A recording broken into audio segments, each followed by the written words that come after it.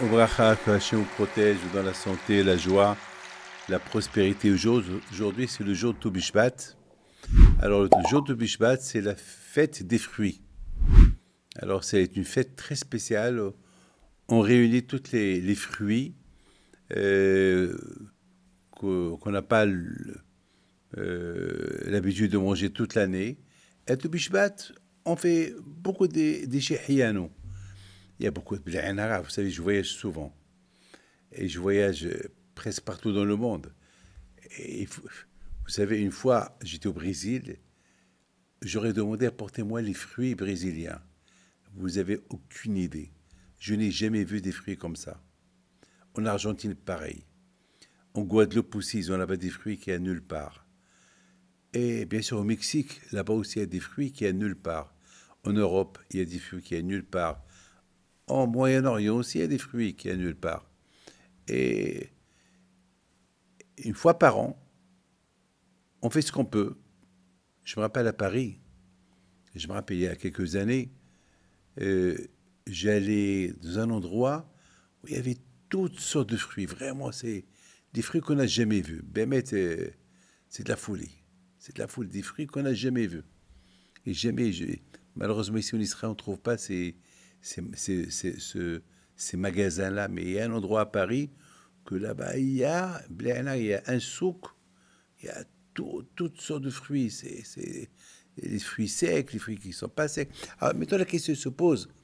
Pourquoi Hachamim, ils nous ont donné un jour par an qu'on mange des fruits et qu'on n'a pas l'habitude de manger toute l'année? On réunit la table. On voit qu'il faut qu'il y a 15 sortes de fruits, mais surtout les fruits qui poussent en Israël. Comme par exemple les raisins, comme par exemple il y a les téinim, il y a les dattes, il y a les olives.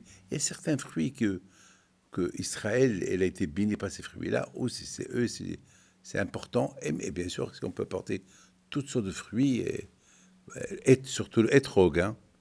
Ce hétrog. En général, les gens, qu'est-ce qu'ils font? Ils gardent le hétrog à Sukkot pour tout Bishvat. Et on le mange avec shehiyen. Ou bien on fait une confiture de hétrog, une compote de hétrog, et on la garde pour tout Bishvat, on fait shehiyen. Le hétrog, c'est très important. Alors, quelle est la raison pourquoi Hachamim, ils ont choisi un jour par an de faire la fête des fruits? On ne fait pas la fête de la dafina. On ne fait pas la fête de, je ne sais pas moi, du pain. Mais les fruits, c'est la fête du fruit. Vous savez pourquoi?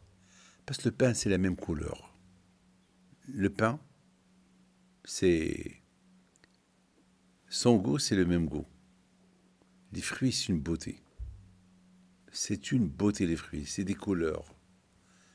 Surtout regardez les fruits exotiques, comment ils sont. C'est des couleurs. Hachem, il a décoré son monde avec des fruits, avec des fleurs.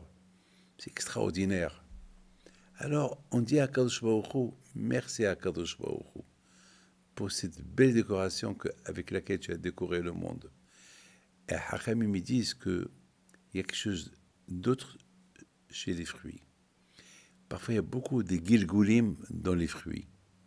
Parfois, il y a beaucoup des neshamot, des âmes. Et ça peut être des âmes de combien de milliers d'années, que malheureusement, ils partent d'un endroit à l'autre. Et vous savez, le monde, il est grand. Et parfois, les fruits, ils peuvent être porteurs d'une neshama. Peut-être une neshama sur des milliards et des centaines de milliards de fruits, il va avoir une neshama.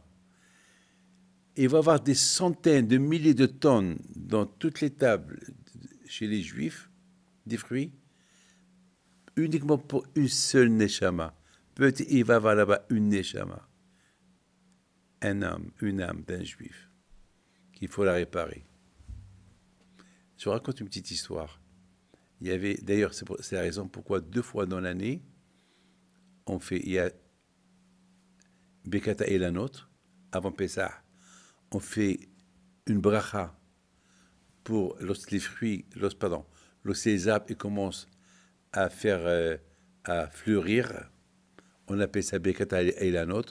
On remercie Akadosh Baruch Hu qu'il a redonné la vie aux arbres. Et après, les fleurs des arbres, il y a le fruit qui sort. Alors on dit à Akadosh Baruch Hu, maintenant merci à Akadosh Baruch Hu, que cet arbre n'est pas mort. Vous imaginez, Tihyat Amitim de l'arbre. Pendant tout l'hiver, l'arbre, il est mort. Il est mort. Tous les feuilles sont tombées. Tu vois, l'arbre noir, et ça, il est presque mort. Et soudainement, tu vois qu'il commence à fleurir. Et tu vois les feuilles qui sortent. Et après, tu vois la résurrection. Tihyat Amitim. Tu vois après des fruits qui sortent.